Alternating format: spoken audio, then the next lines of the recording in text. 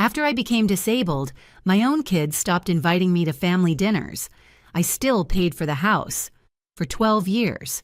So I quietly blocked their access to the accounts. When they came home to lock doors, well, let me tell you exactly what happened. My name is Dorothy Mitchell, and I'm 73 years old. Before we get into this, I'd love to know, where are you watching this from? Drop your city or state in the comments. It helps me know I'm not alone in this crazy world. Now, let me take you back to where it all started. It was March 2010 when my life changed forever. I was 61, working as a regional manager for a department store chain, living my best life. My husband Richard had passed 5 years earlier, but I'd built a good life for myself. I had my health, my independence, and my 2 children, Michael, 38, and Jennifer, 35. They both lived in the house Richard and I had bought in 1985, a beautiful 4-bedroom colonial in suburban Connecticut that we'd paid off years ago. The accident happened on a Tuesday morning, black ice on Route 7. My car spun out, hit a barrier, and in those 3 seconds, everything changed. When I woke up in the hospital, the doctors told me about the spinal injury. The words permanent disability and wheelchair kept floating through the fog of pain medication. Michael visited once. Jennifer came twice. They both said the same things. "We're here for you, Mom. We'll help with whatever you need. Family sticks together." I believed them. The rehabilitation was brutal. 3 months of physical therapy, learning to navigate a world that suddenly had too many stairs and not enough ramps. But I was determined. I learned to adapt, to be independent again. The insurance settlement was substantial, enough to modify the house with ramps, a stair lift, and an accessible bathroom, enough to live comfortably if I was careful. Here's what I didn't realize at the time. My children were already making plans. 2 months after I came home from rehab, Jennifer sat me down at the kitchen table.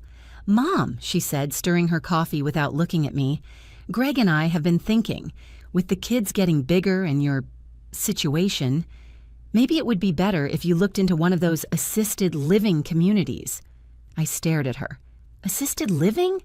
Jennifer, I'm 61 years old. I'm not dying. I'm disabled." "I know, Mom, but this house has so many stairs, and we're worried about you falling when we're not here."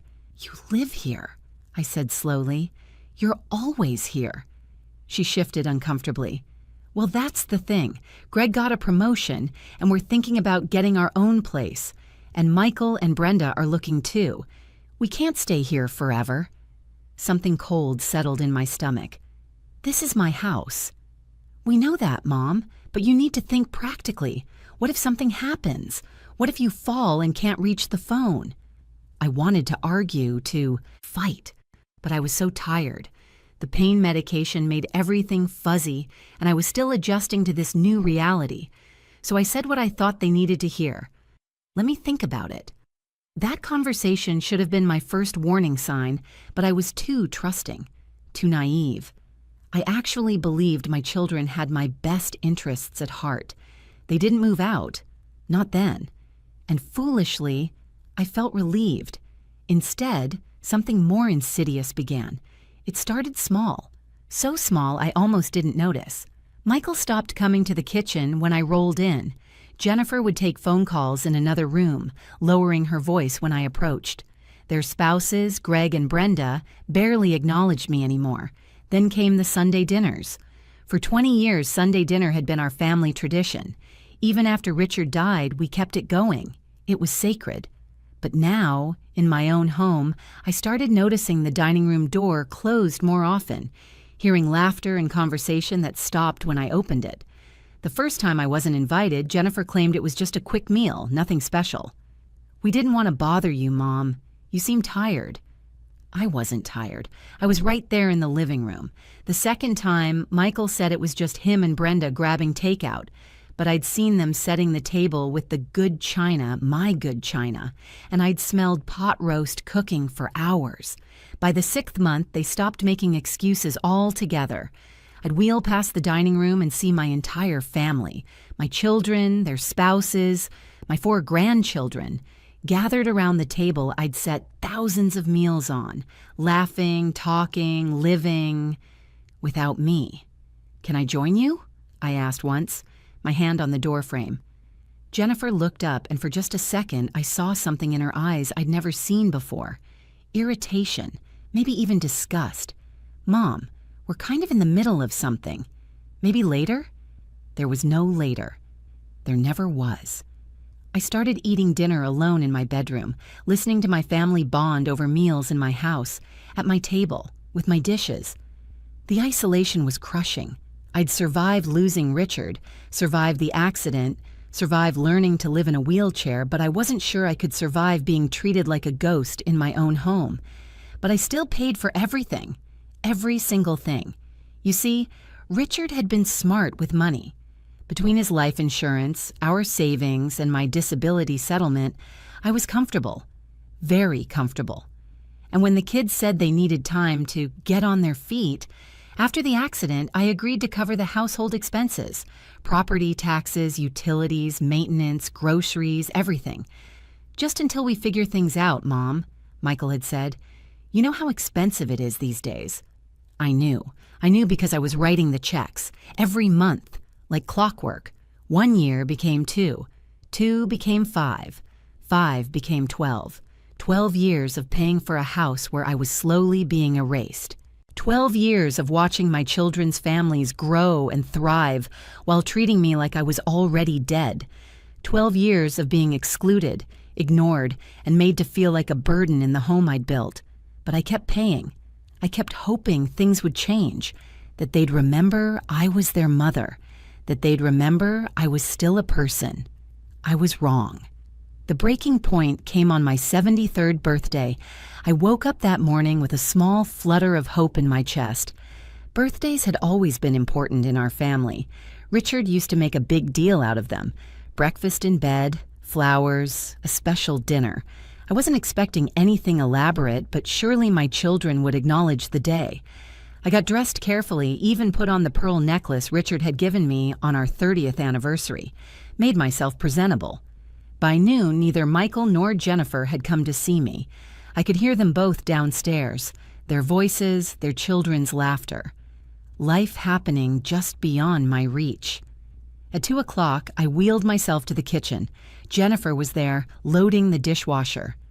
"Hi, sweetheart," I said, my voice deliberately cheerful. She glanced over her shoulder. "Oh, hey, Mom. Did you need something?" My throat tightened. No, just wanted to see what everyone's up to today." "Michael's watching the game, I think. I'm just cleaning up from lunch." She turned back to the dishes. I waited. Surely she'd remember. Surely. "Okay then," she said, closing the dishwasher. "I've got to run to Target. Need anything?" "No," I whispered. "Nothing." She left. Didn't say happy birthday. Didn't acknowledge that 73 years ago I'd come into this world, that I'd given her life, that I'd raised her, loved her, sacrificed for her. Nothing. That evening, I heard them ordering pizza. The doorbell rang. Voices gathered in the dining room, the door firmly closed. Through the walls, I heard the unmistakable sound of happy birthday being sung. For a moment, my heart leapt.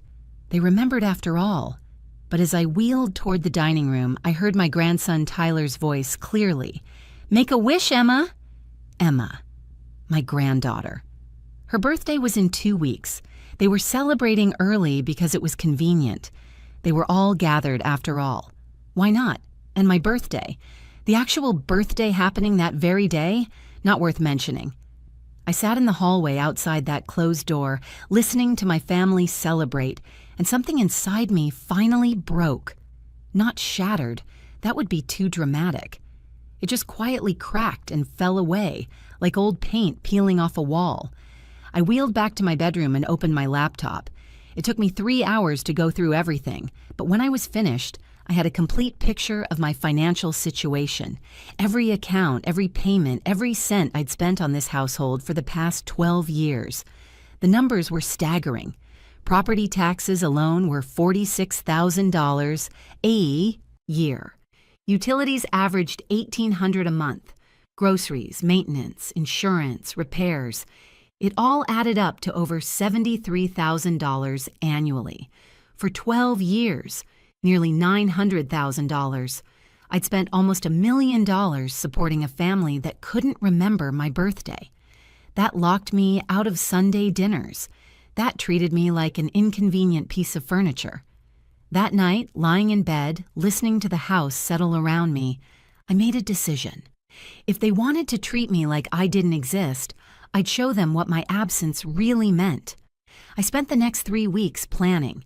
People think revenge is a hot emotion, something you do in anger. But the most effective revenge is ice cold. It requires patience, precision, and perfect timing. First, I documented everything. Every family dinner I was excluded from. I started keeping a log with dates and times. Every conversation where I was ignored. Every birthday, holiday, and special occasion where I was forgotten. I took photos of closed dining room doors. I saved the receipts from meals I ate alone while my family gathered without me. Then I reviewed my finances with a forensic accountant I hired discreetly. Gerald Hopkins came to my bedroom office, reviewed 12 years of bank statements, and gave me the breakdown I needed. "Mrs. Mitchell," he said, sliding his glasses down his nose, "you've paid $897,342.18 for this household since your accident. That includes property taxes, all utilities, homeowners insurance, maintenance, repairs, and an average of $1,200 monthly in groceries you haven't eaten." "Can you put that in a detailed report?" I asked. "Already done." He handed me a leather portfolio. "Everything's documented. Dates, amounts, categories. If you need this for legal purposes, it's ironclad." "Thank you, Gerald." Next, I called my attorney, Patricia Weinstein. We'd worked together on Richard's estate, and I trusted her completely. "Dorothy," she said, settling into the chair across from me, "talk to me about what's happening." I told her everything. She listened without interrupting, her expression growing darker with each detail. "Those ungrateful—" She stopped herself. "Sorry, professional demeanor. But Dorothy, what they're doing is elder abuse. Financial exploitation at minimum. I don't want to prosecute them," I said quickly. "They're still my children." Patricia's jaw tightened, but she nodded. "Then what do you want?" "I want them to understand what they've taken for granted. I want my house back, and I want them to feel a fraction of what they've made me feel for 12 years. Tell me your plan." I laid it out for her. She made notes, asked questions, and by the end of the meeting, she was almost smiling. "It's legal," she confirmed. "Harsh, but legal. You own the house outright. They have no lease, no rental agreement, nothing in writing. They're living there at your discretion, which you can revoke at any time. And since you've been paying all expenses, they have no legal claim to tenancy rights." "What about grandparents' rights?" I asked. "Could they use the grandchildren against me?" "Connecticut doesn't grant grandparents' rights except in cases of divorce or death of a parent, neither of which applies here. Your grandchildren have both living parents. You're not interfering with an existing custody arrangement. You're simply reclaiming your property." I felt something I hadn't felt in 12 years. Power. "When do you want to do this?" Patricia asked. I thought about it. Timing would be everything. It needed to hurt. It needed to make a point. And it needed to be public enough that they couldn't pretend it didn't happen. "Thanksgiving," I said. "I want to do it Thanksgiving weekend." Patricia raised her eyebrows. "That's certainly a statement." "They made me invisible," I said quietly. "Time to make them see me again." The month leading up to Thanksgiving was the strangest of my life. I moved through the house like a ghost, but now I was a ghost with a purpose. Every slight, every exclusion, every moment of being treated like I didn't exist only strengthened my resolve. Michael brought his new boat over to show Greg. They spent an hour in the driveway laughing and planning fishing trips. Neither one mentioned that I'd written the check for the dock fees. $600 a month, charged to my account for the last 8 months. Jennifer redecorated the living room, my living room, without asking. New curtains, new throw pillows, a new coffee table. When I commented on it, she said, "Oh, Mom, You don't spend time in here anyway. I wanted it to feel fresh. The grandchildren grew more distant. Tyler, now 17, barely looked at me. Emma, 15, would leave a room when I entered. The younger two, Sophia and Jake, had learned from their parents and older siblings.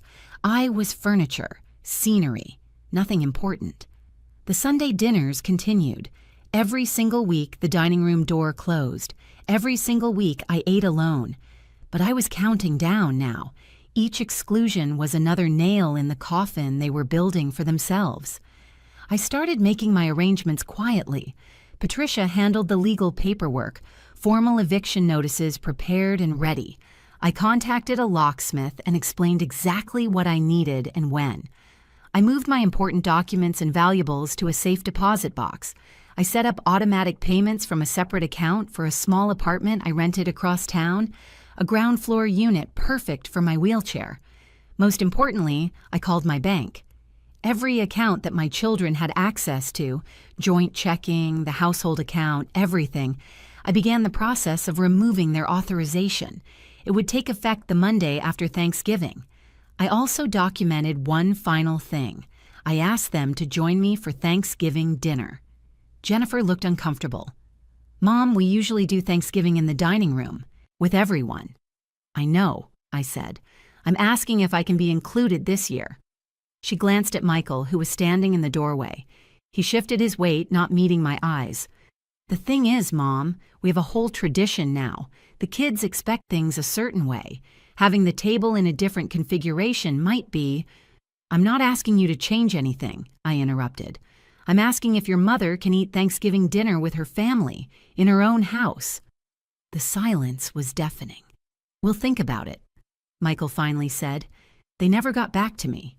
On Thanksgiving morning, I smelled the turkey cooking at 6 a.m., heard Jennifer and Brenda in the kitchen, laughing and chatting, heard my grandchildren arriving, excited voices filling the house. No one came to get me. At 2 o'clock, I wheeled past the dining room. Through the gap in the door, I saw them all gathered, holding hands for grace. Michael at the head of the table, the head of my table, saying a prayer about gratitude and family and blessings. I went back to my room, ate a sandwich, and made my final phone calls. Everything was set for Friday morning, the day after Thanksgiving, the day I became visible again. Friday morning dawned cold and clear. I was awake at 5 a.m., adrenaline singing through my veins.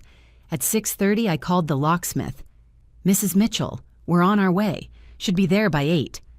"Perfect. They usually leave around 9 for Black Friday shopping. We'll be done before then." At 7, I transferred all my essential belongings into my van. Clothes, medications, laptop, important papers, photographs, everything that mattered. The movers were coming later for the furniture pieces that were actually mine, the things Richard and I had bought together. But that could wait. Today was about the message.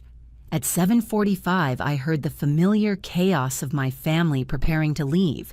Jennifer shouting about doorbuster sales, the grandchildren arguing about which stores to hit first, Michael saying something about parking strategies.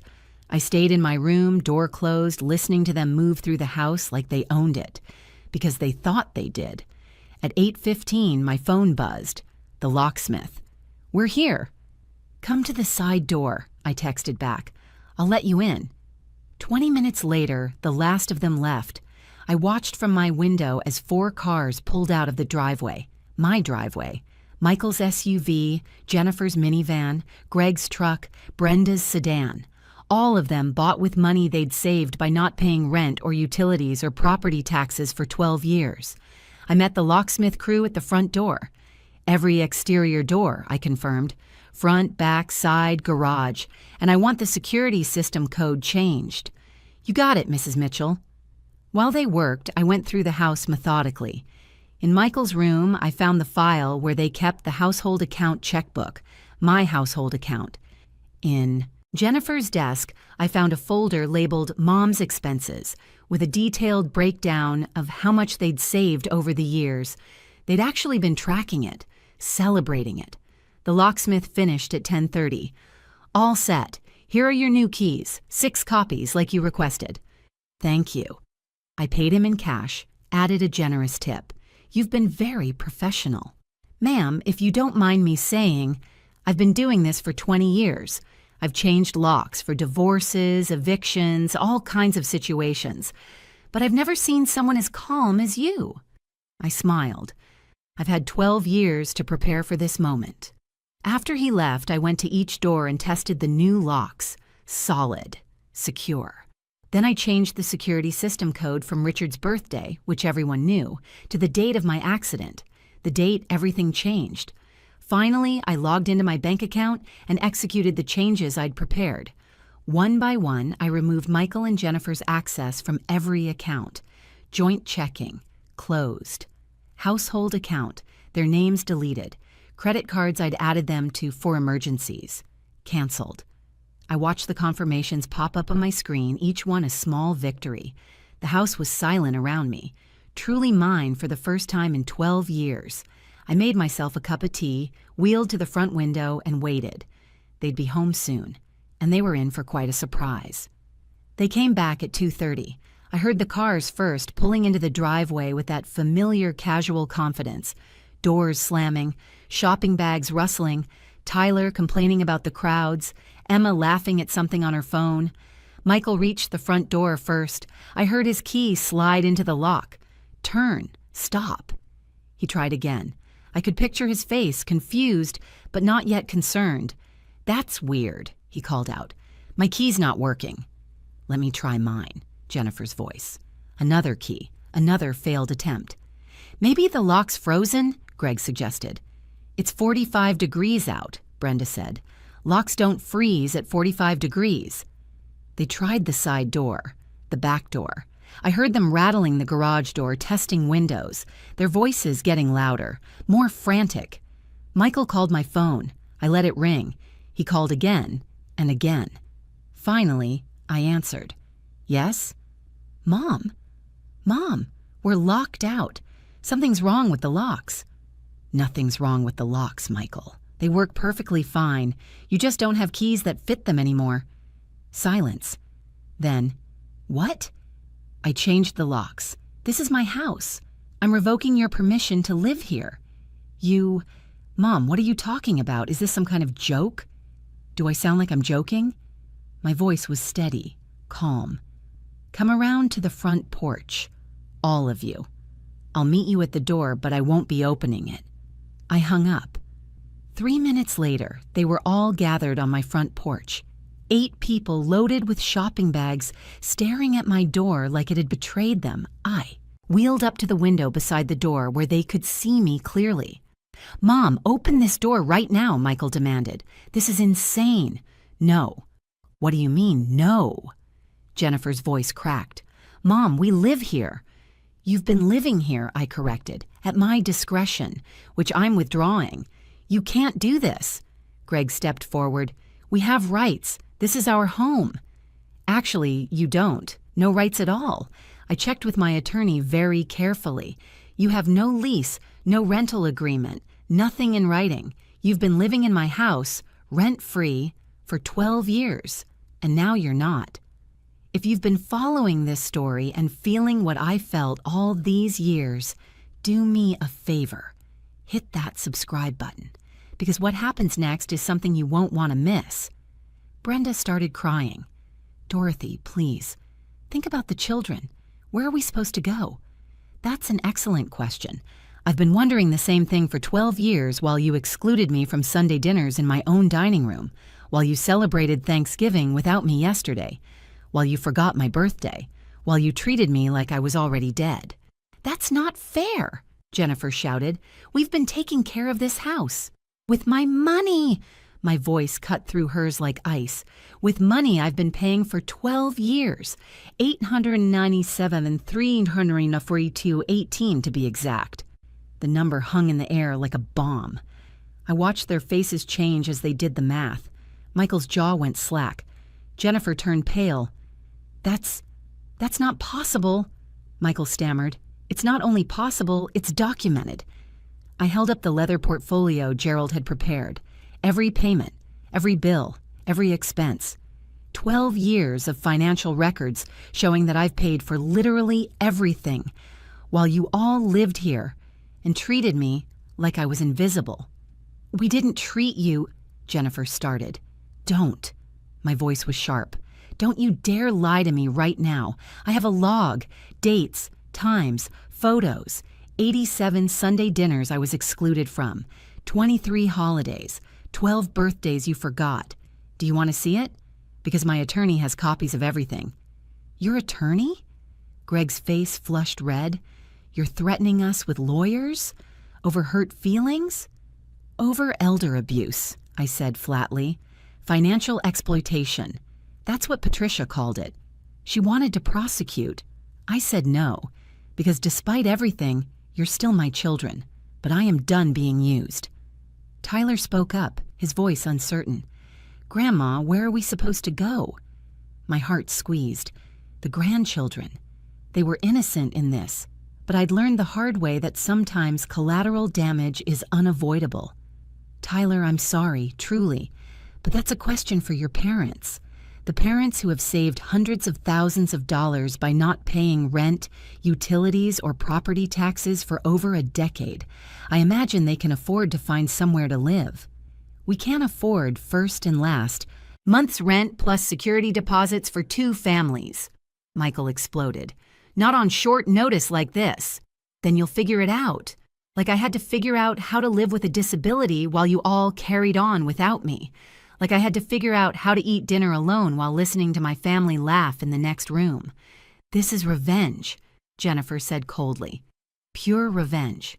You're absolutely right, I agreed. It is. And you know what? It feels good. For the first time in 12 years, I feel like I matter. Like I exist. Like I'm more than just a checkbook you ignore until you need something. Brenda tried a different approach. Dorothy, please, let's talk about this rationally. Come out here, and we'll work something out. No, I'm done talking. I'm done being rational while you're irrational. I'm done being the understanding mother who keeps giving while you keep taking. I tapped the window.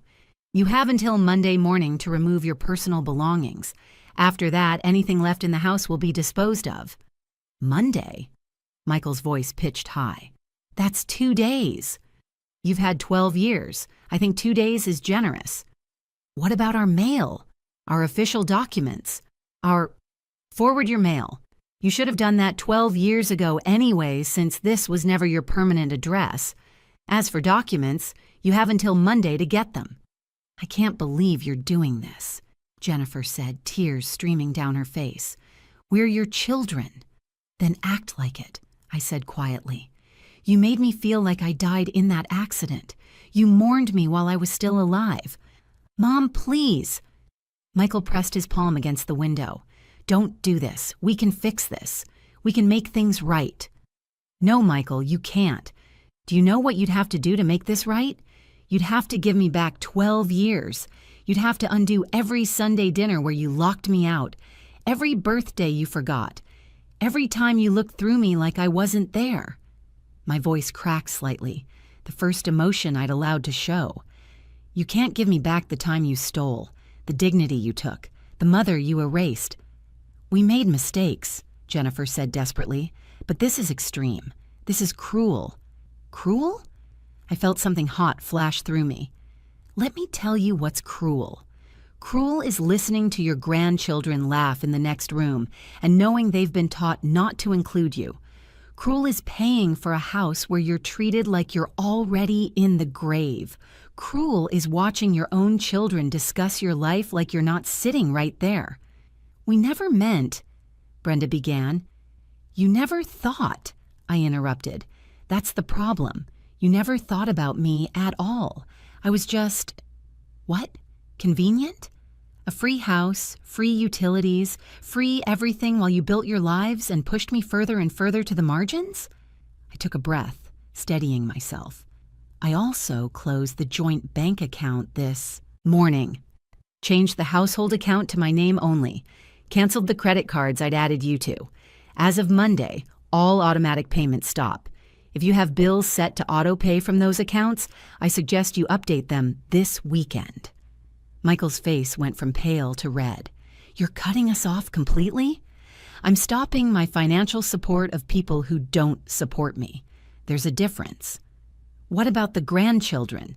Jennifer tried again. Sophia's in dance classes. Jake needs his orthodontist appointments. You're going to punish them too?